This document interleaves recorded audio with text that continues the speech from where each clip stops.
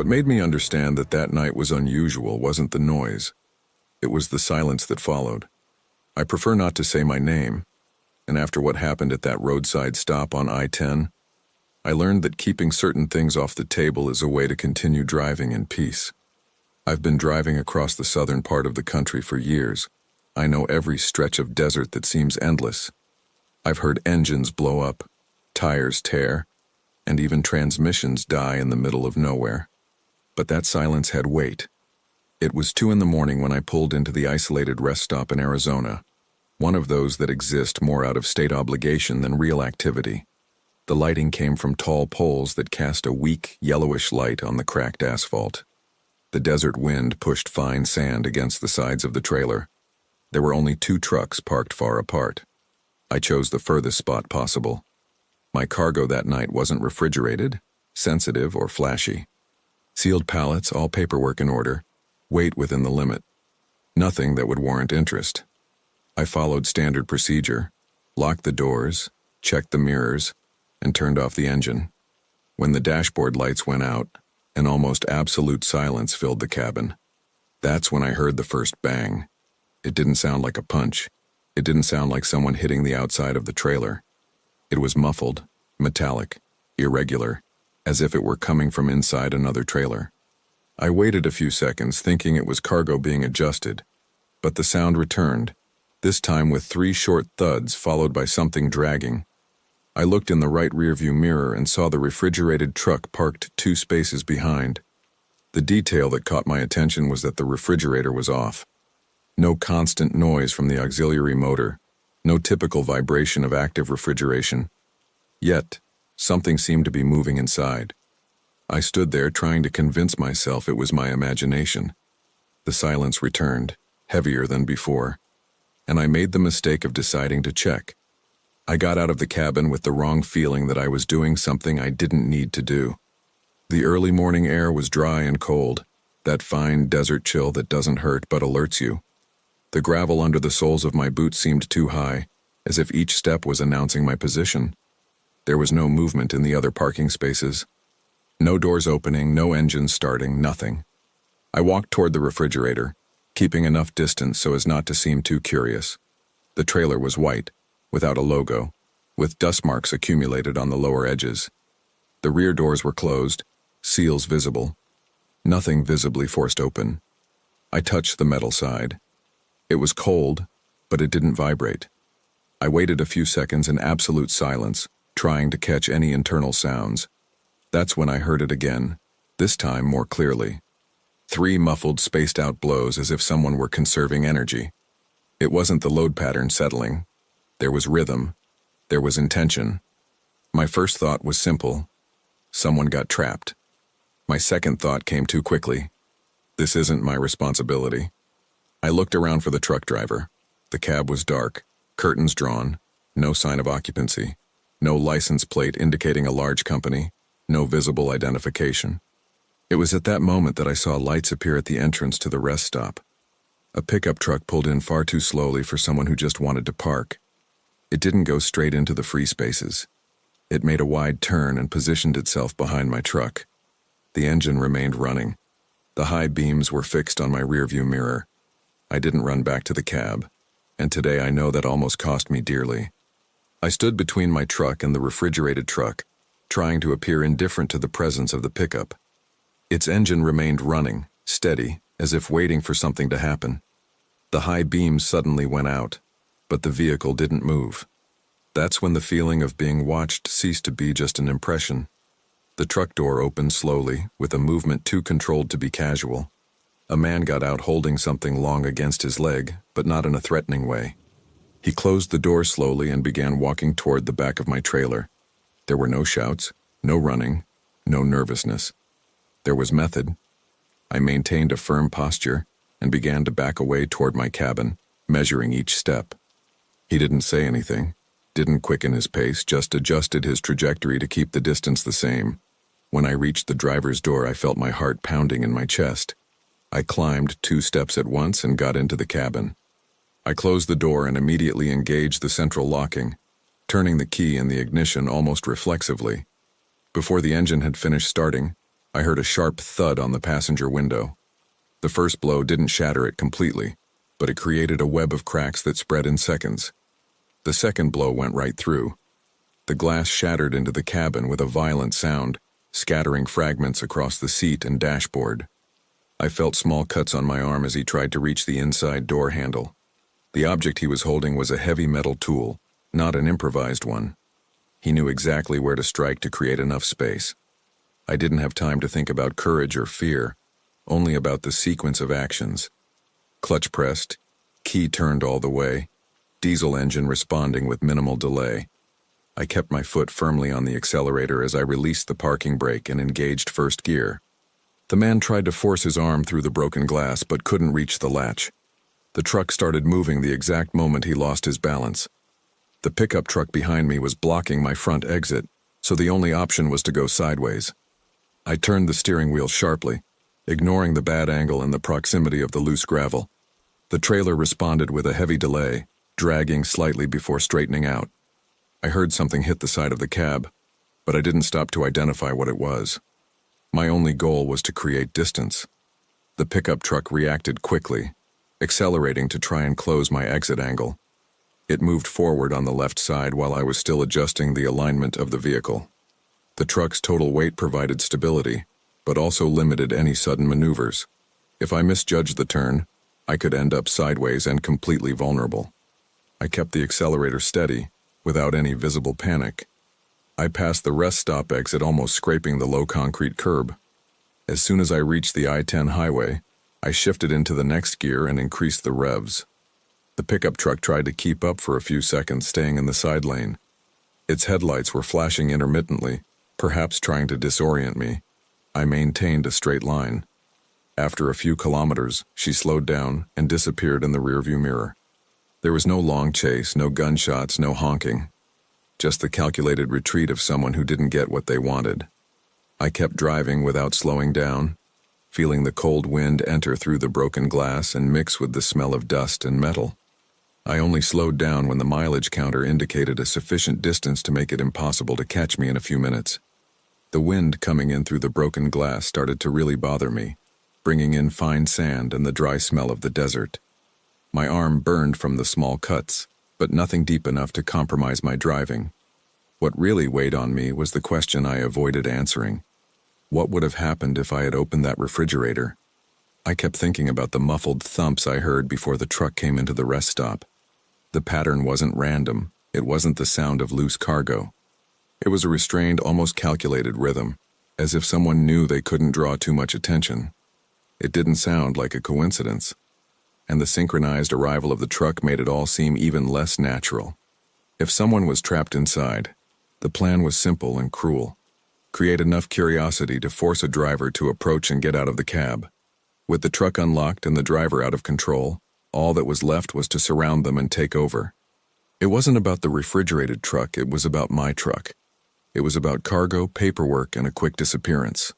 I'd heard similar stories about crossing Texas and New Mexico, but I always dismissed them as gas station exaggerations. After that night on I-10, I stopped believing it was all just hearsay. Someone had planned the time, chosen the location, and counted on the desert's isolation. Nothing there seemed improvised.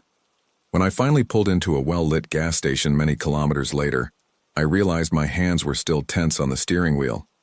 The attendant asked about the broken window, and I simply replied that it was an attempted robbery.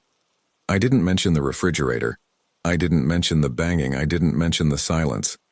Some things are better left unreported. I continued my journey after improvising a shield on the windshield, but the road seemed different from that night on. Each stop required calculation. Each distant light gained significance. The isolation that once represented peace became a variable of risk. Working across state lines has always involved exposure, but there it became clear how much we depend on split-second decisions. I-10 remained the same, but I didn't. I prefer not to give my name because I still pass through that area a few times a year. I don't know if that refrigerated truck actually had someone inside or if it was all part of a larger scheme. I didn't go back to check. I didn't file a detailed complaint. I didn't try to investigate. My priority was to keep the cargo and stay alive. Sometimes surviving means accepting that you won't have all the answers. What remained was the pattern, not the violence. The muffled sound, the synchronized arrival, the calculated roadblock, the direct attack on the cabin's most vulnerable point. Nothing there seemed impulsive. It was cold, practical, and functional. That's what bothers me most when I remember that early morning. If you're listening to this now, you understand what it's like to depend on constant attention on the road. You know that many situations start out too small to seem like a real threat. I almost turned curiosity into a fatal mistake. And it was a close call that night didn't end differently. If that story hit you even a little, take a second and hit like. Seriously. When you like and leave a comment, it tells YouTube to push these stories to more people who actually enjoy this kind of content. Drop a comment too, even just a quick thought about what you would have done in that situation. That kind of engagement really helps this channel grow, and if you're not subscribed yet, consider subscribing so you don't miss what's coming next. Now, let me tell you what happened on the next run. My name is Travis Cole. I'm 40 years old, and I've been driving long routes through the West for almost 2 decades. I've always believed that an empty road is synonymous with tranquility, especially in the deserted stretches of Nevada where the horizon seems endless. That night I was cruising down a state highway off the main road, maintaining a steady speed and a clear head. The dashboard illuminated the cabin with a soft blue light, while the rest was just stark darkness. I had no idea that danger was already sitting beside me before I even realized it. I found him stopped on the shoulder next to an old sedan with its hood up. There were no streetlights, no town nearby, just sand, dry vegetation, and wind crossing the asphalt. The hazard lights reflected in the desert like a repetitive orange pulse. I slowed down, checking my rearview mirror to see if anyone was coming from behind, but the road was completely empty. I stopped because it seemed like the only human decision to make. He walked to the cabin with steps too firm for someone desperate. He showed no panic, only controlled urgency. He said the car had suddenly died and that he needed a ride to the next gas station 20 or 30 kilometers away. I hesitated for a few seconds before unlocking the passenger door. It was enough to change the course of that night. As soon as he got in, he carefully closed the door and adjusted the seat as if he'd done it before. I got back on the track and accelerated to nearly 100 kilometers per hour, maintaining a straight trajectory through the dark desert. The crosswind was constant, but nothing out of the ordinary. The silence inside the cabin lasted less than a minute. He looked ahead and commented that my daughter should be starting high school that year. I hadn't mentioned family.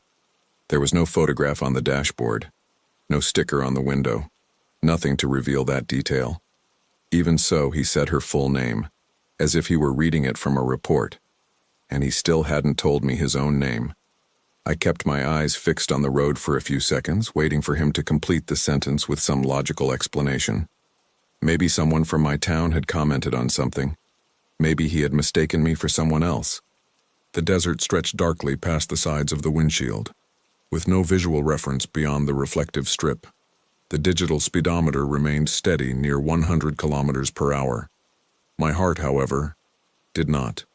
I asked him how he knew my daughter's name, trying to keep my tone neutral and casual.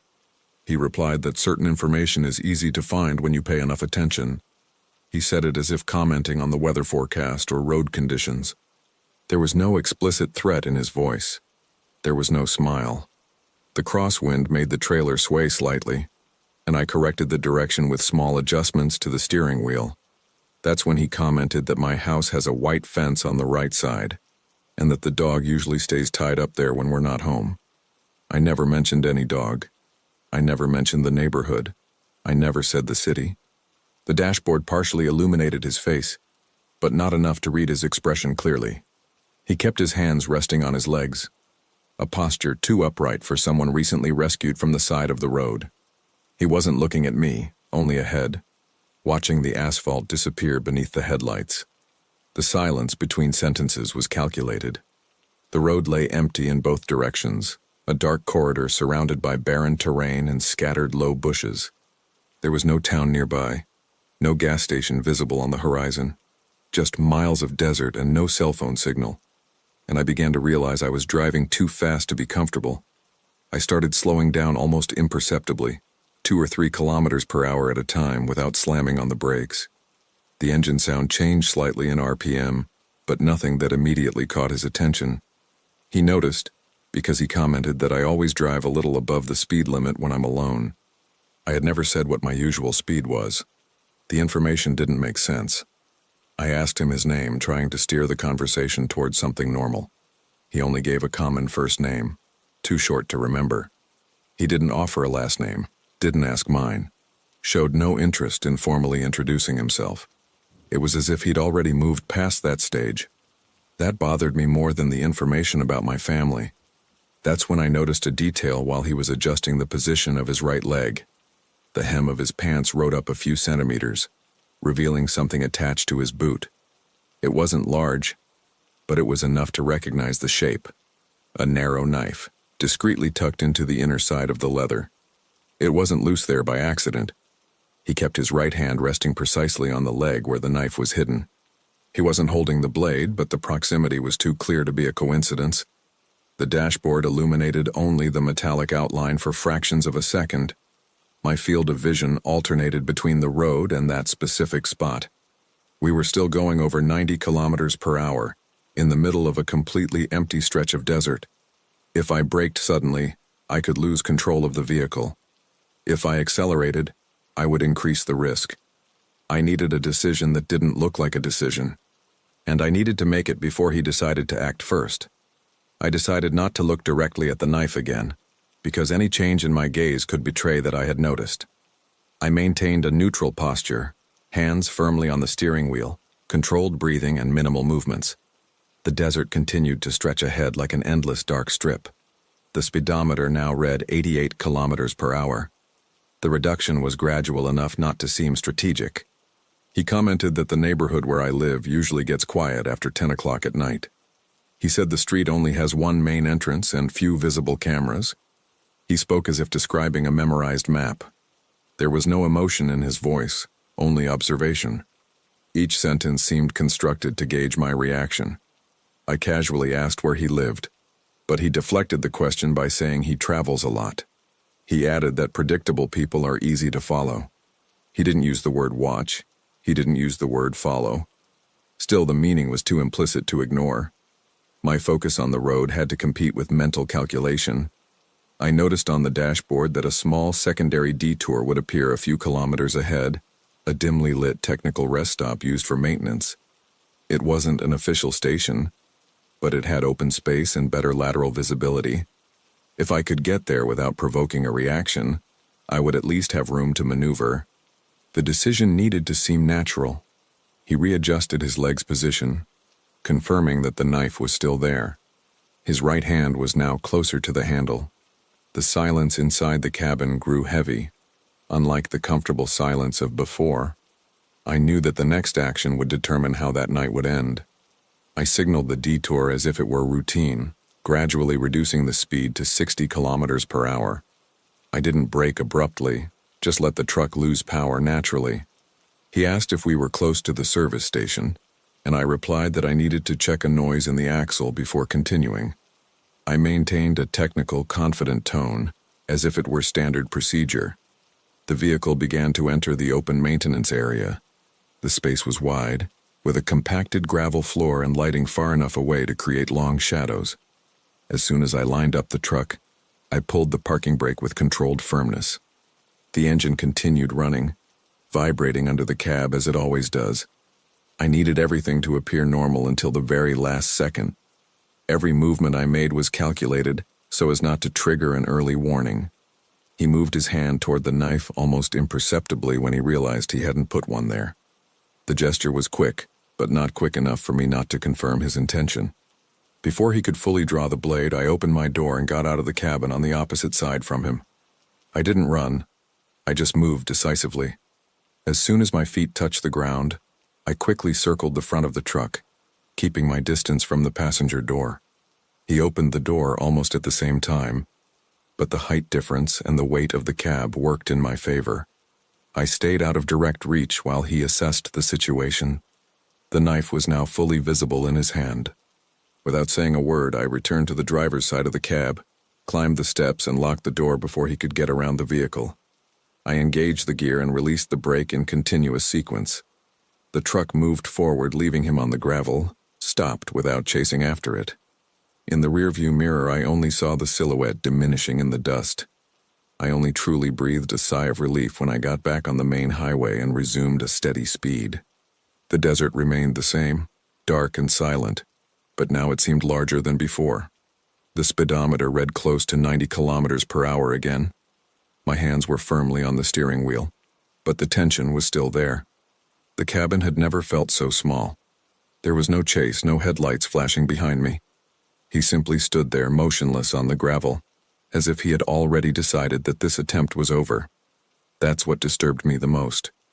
There was no desperation, no emotional outburst, just a completed calculation. For the rest of the trip, each kilometer marker seemed slower than usual. I mentally revisited every detail of the conversation, every phrase he uttered as if I were reading a file. I don't know how he knew about my family. I don't know how long he'd been observing me, or if it was all a contrived coincidence. What I know is that the knife wasn't for ordinary self-defense. It was positioned for quick access, hidden enough not to attract immediate attention, and the kind of information he had didn't come from an impromptu roadside conversation. It came from prior observation. Since that night in the Nevada desert, I no longer give rides on deserted highways no matter the situation.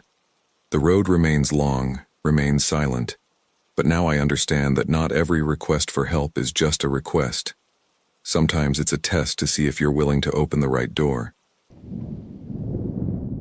The gate was open when it shouldn't have been. There was no illuminated sign, no active guard post, no record of nighttime operations in that yard. Even so, the recent tire tracks on the ground indicated constant movement. I knew it didn't make sense even before I turned off the motor, and yet I went in. My name is Caleb Turner, and I've been driving in the Southwest long enough to recognize when a place feels off. The company instruction was clear. Wait there until unloading clearance the following morning. The yard was isolated, surrounded by open desert and low metal sheds. There was no town nearby, just state highway and sand.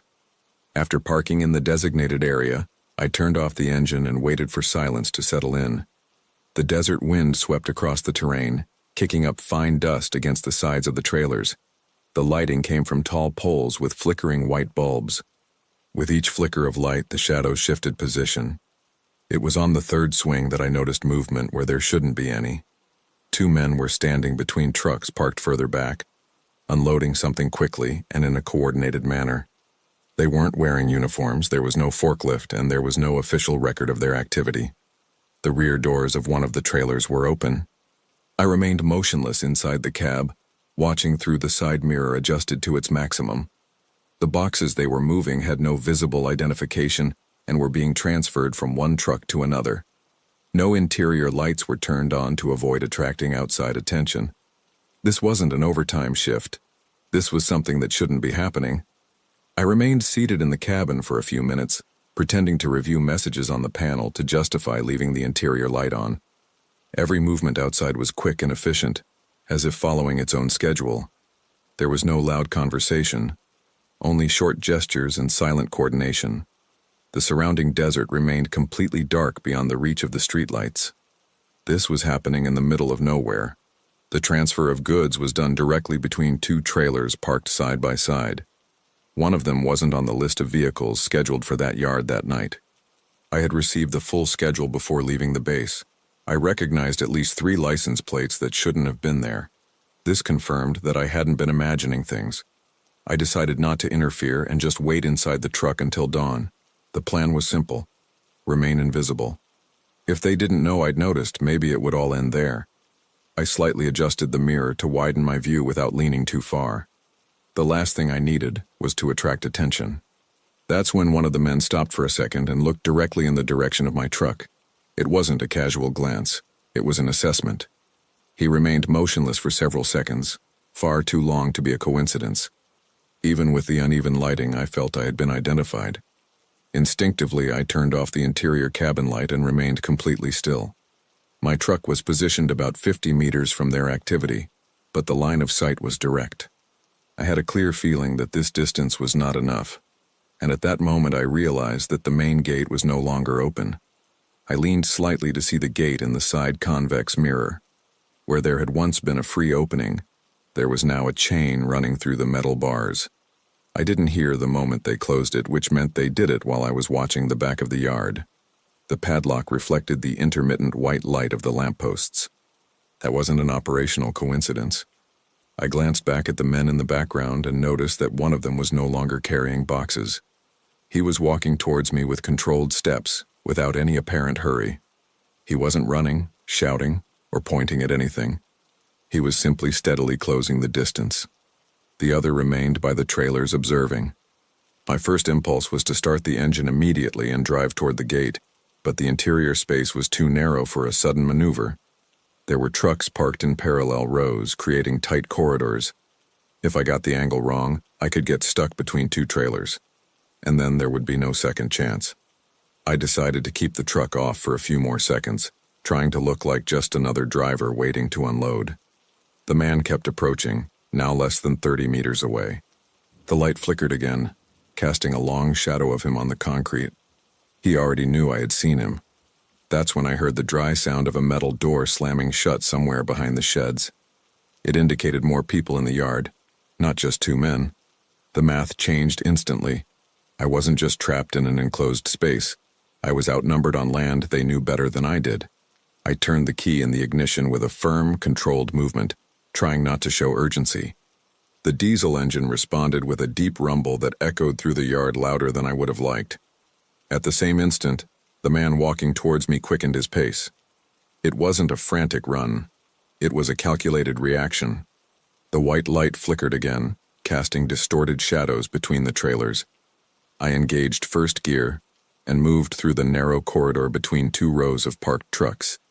The lateral space was limited, and any miscalculation could tear the side of my trailer.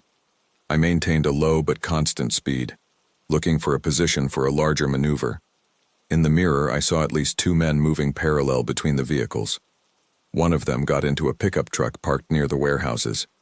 The headlights flashed abruptly, cutting through the darkness of the yard with direct light. Now I had limited mobility against a light vehicle that could easily navigate around obstacles.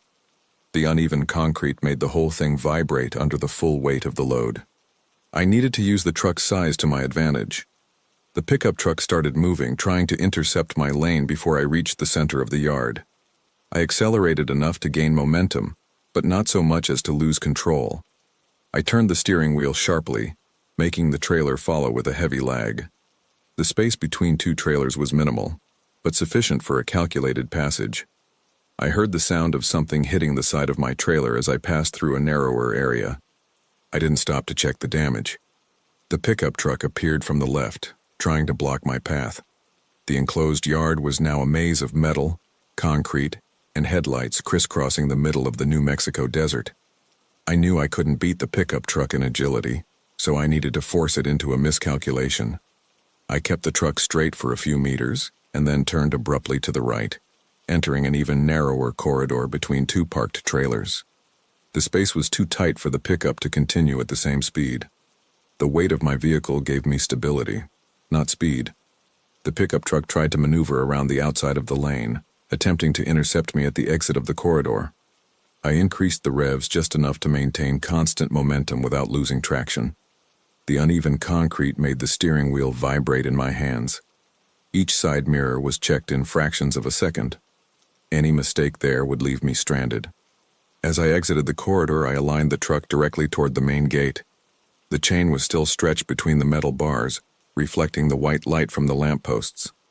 There was no time to get out and try to remove the padlock. The only viable option was to use the truck's own weight as a tool. I kept the accelerator steady. The pickup truck reappeared from the left, attempting to cut me off before I reached the gate. I ignored the approach and maintained my steady trajectory. The impact of the grille against the bumper was loud and sharp, followed by the snap of the chain stretched to its limit. The padlock couldn't withstand the combined force of weight and inertia. The metal structure gave way enough to create a partial opening. The truck slid through, dragging part of the side fence before hitting the outside asphalt. In my rearview mirror, I saw the pickup truck stop before the damaged gate. They didn't try to go beyond the yard's boundaries. I got the impression that this was already the maximum reach of their operation. I didn't slow down until the parking lot completely disappeared from the rearview mirror, and the state highway resumed its normal silence. The New Mexico desert looked the same as always, but I knew it wasn't the same for me anymore. The engine revved steadily as I mentally reviewed every second of the chase. The cabin vibrated like any other night shift. Only now there was something different. I didn't immediately call the company or the local police. I only stopped when I had enough signal to file a basic report without mentioning every detail I had seen. I explained about suspicious activity and a gate being closed without authorization. I didn't describe the boxes or the faces. Some information needs to be delivered carefully. What became clear to me was that this wasn't an improvised operation. It was a structured operation with a controlled gate, positioned vehicles, and a silent transfer of goods. I had parked in the middle of something that was already underway, and I was noticed before I could leave without leaving a trace. Since that night, I haven't entered an isolated courtyard without confirming official activity through multiple sources. It doesn't matter what the schedule says. It doesn't matter how urgent the delivery is. The road teaches you quickly when you survive a wrong decision, and I barely survived. My name is Caleb Turner, and if there's one thing I've learned in the desert, it's that isolation doesn't mean safety. Sometimes it means the exact opposite. If you made it this far, hit like and let me know which story stuck with you the most. Also, drop a comment telling me where you're listening from and what time it is there right now. That kind of interaction helps YouTube push these stories to more people. If you're not subscribed yet, consider subscribing so you don't miss the next ones. Thanks for listening. Drive safe.